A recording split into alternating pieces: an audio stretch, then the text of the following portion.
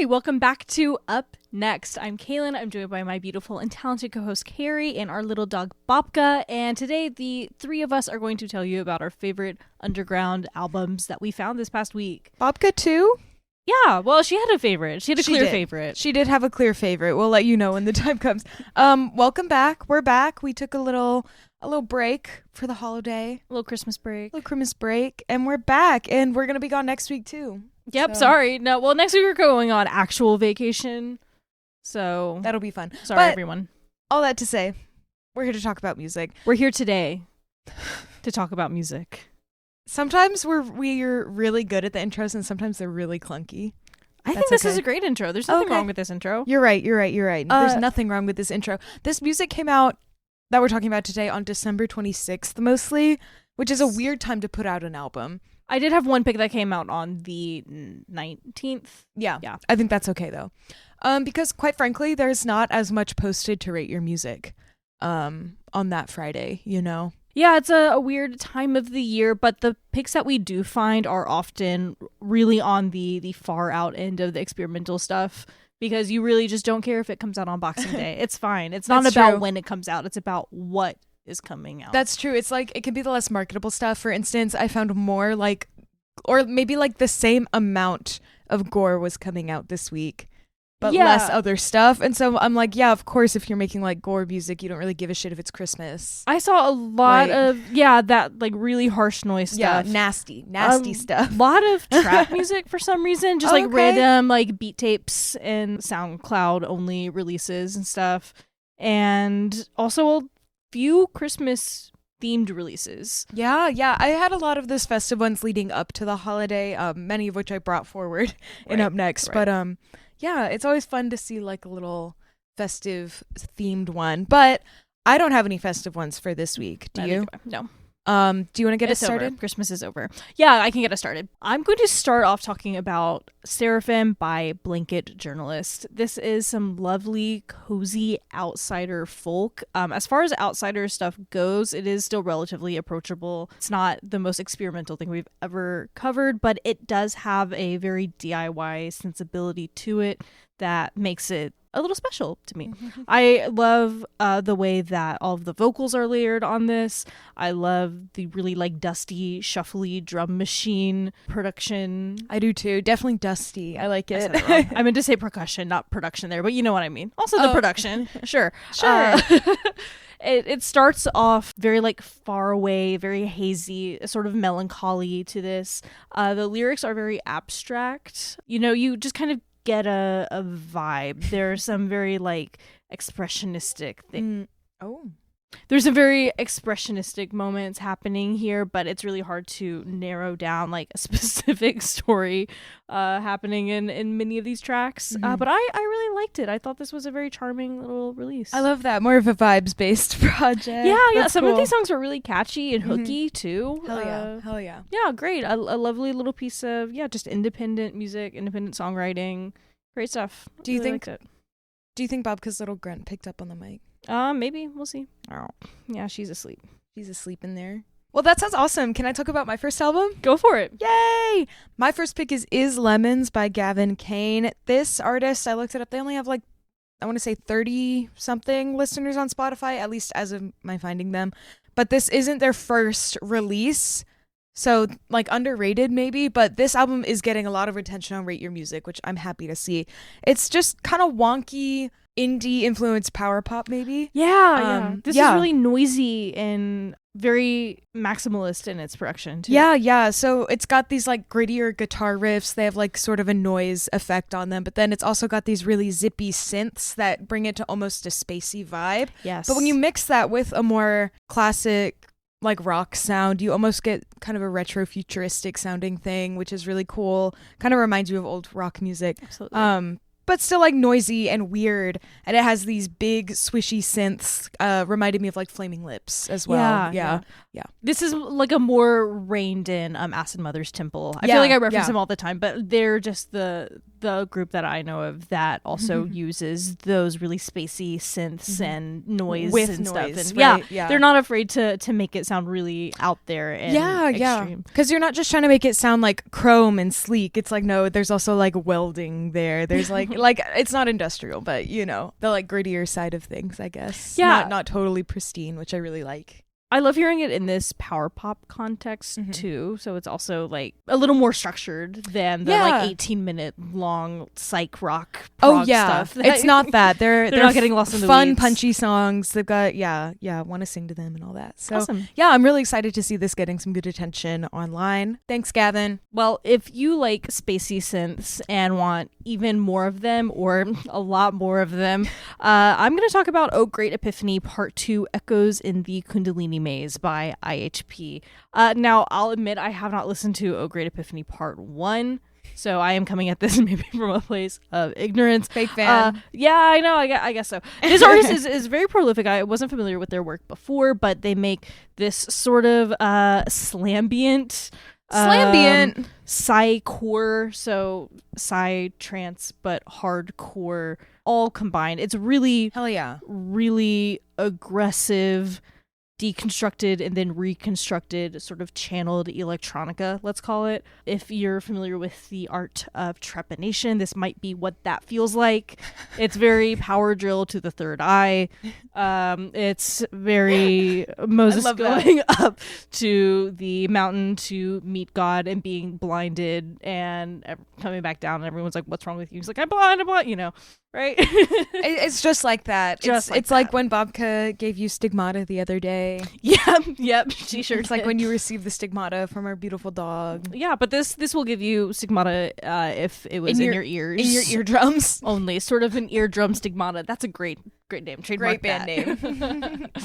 Yeah, it is extremely noisy, intense, chaotic electronica with this sort of like spiritual bent to it.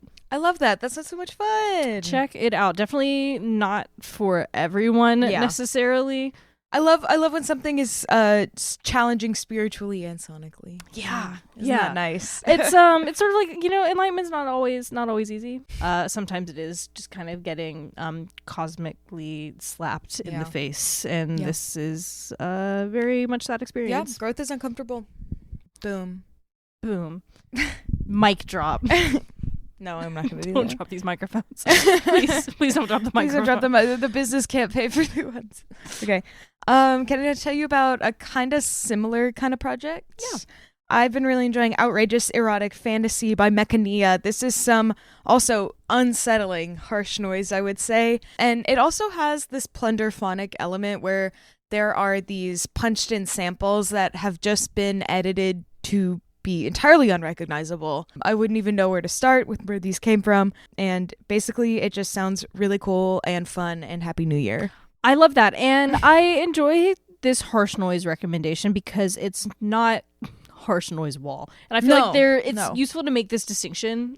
Because we talk about noise, and then we also talk about harsh noise, and then we also talk about harsh noise wall. And these are three different things, and this is like almost up to the total wall of noise, but not quite. I'm sure it has those moments, but I like that there's still a lot of variation in this. Yeah. I would say when we talk harsh noise wall, that's typically like kind of one tone or noise, and not for much of the time. Yeah, with not much else going on, and that I tend to steer away from that a little bit more, just in the context of the Outside Noise project. And the context of music, I've enjoyed like harsh noise wall sets live before, and I feel like that's a different experience. This definitely just has a little bit more going on, some really interesting stuff. I love these like super deep bass movements. They're very interesting, and I really enjoyed it. Harsh noise could be hard because there maybe isn't a ton to talk about, but I don't know. I kind of got the vibe here. It sounded outrageous erotic fantasy. I love that. And I think it's worth noting this was Babka's pick. Oh, this was her was favorite. Babka's pick. As soon as we hit play, she gave us the She the head perked right tilt. up, and yeah, she listened to it for a second. She was very interested. Do you think, I mean, we probably wouldn't get copyright struck if we played it for her We right can see now. she seems kind of asleep right now. Let's That's let her fine. get her rest. She needs her rest. Maybe, yeah, we'll try later, and then maybe we can post a little video We'll of cut it, it a in, little we'll cut short it or in. something. I don't know, guys. Well, that's about all I've caught for the Mecánica album. Kaylin, can you tell us about your third pick for today? Yes. The last album I'm talking about is Loss by David Vélez. And this is ambient and field recording stuff, very abstract. And it's really more about the process. This album, he talks about going through a deep period of grief. I don't think he really gets into like what happened, and that's not important, but the idea is that something has been lost. And so he turned towards the artistic process, to the music creation process, to help work through some of those feelings, and talks about setting aside, I think, like 4 or 5 hours a day every day to just go in the studio and work on this project. And I think it's really interesting how he's able to work through this really heavy emotional stuff without even necessarily talking about it or like consciously putting words to it. I mean, a lot of this stuff, it's like marbles being swirled in glass jars and then put through, your DAW to process and reprocess and make it into something more. And obviously that has no direct connection to the event. Yeah, it's definitely a little more abstract, but it's in his intention that the process happens, rather than processing it here in words or even in like music, it's time. Yeah. He's processing it in time. I feel those 5-6 hours a day are where it's happening. Yeah. It's just the dedication to it and the looking at it. Yeah, I mean, you think of like an art student, whether they're a painter or a musician or whatever, they have to spend hours and hours of day at that craft to be at that place. And so if you're really looking to emotionally break through something, looking at it for those hours a day, you're going to get progress. Yes. Yeah. And I think that idea of the time commitment and of really like ritualizing this process is also core to this album. He talks too about Camus' The Myth of Sisyphus and the process of like rolling the boulder up the hill. Literally, one must imagine Sisyphus happy. Yeah. Rolling all his little marbles around in the studio. Finding meaning in the absurdity. Yeah. And not like the absurdity of like being silly, but like the philosophical absurdity of like what is the point of anything. That's why silliness prevails. It's because it is at its core, existence is very absurd and silly. Yeah. Like just the fact that it all happened, Exactly, So, exactly. It's, kind of weighing this like deep desire for purpose and then the like total indifference of, the universe and everything. So might as well make a sound collage ambient field recording album. Is Babka a comfortable armrest? She's lovely. She's snoring. She's I hope that's snoring. probably not getting picked up Wait. on the mic. Yeah. Anyway. That's so cute.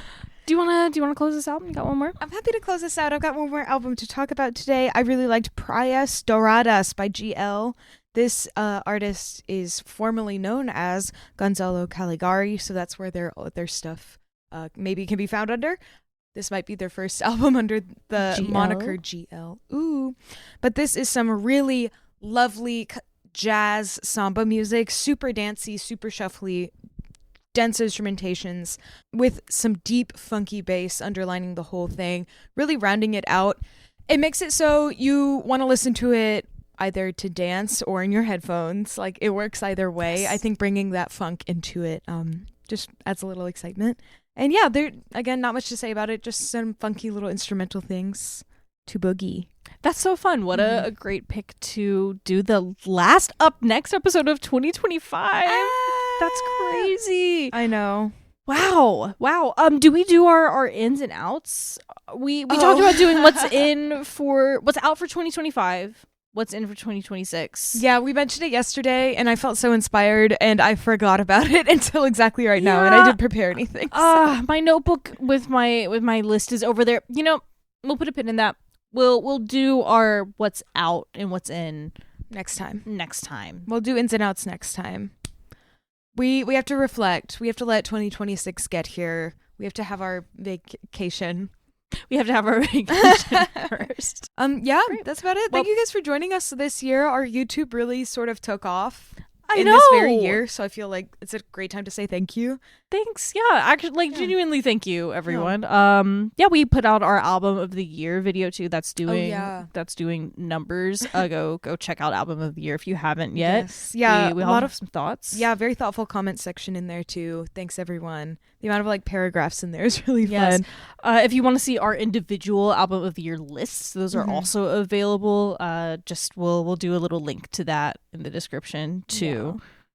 Yeah. Hell yeah. Thanks, guys. I think we did it. I'm distracted by the dog, sorry. We know what we're both looking forward to. We're looking forward to the vacation. We're looking forward to vacation. Maybe we'll post pictures. I don't know. Maybe not. You don't need to see them. You don't need to see You the don't pictures. need to see it. If you feel that parasocial about it, go find my personal Instagram. I know. You can do it if you try. Yeah. I believe in you. Okay, can I play Babka her favorite song to play us out? Okay, yeah. Play us out with her favorite song from Outrageous Erotic Fantasy.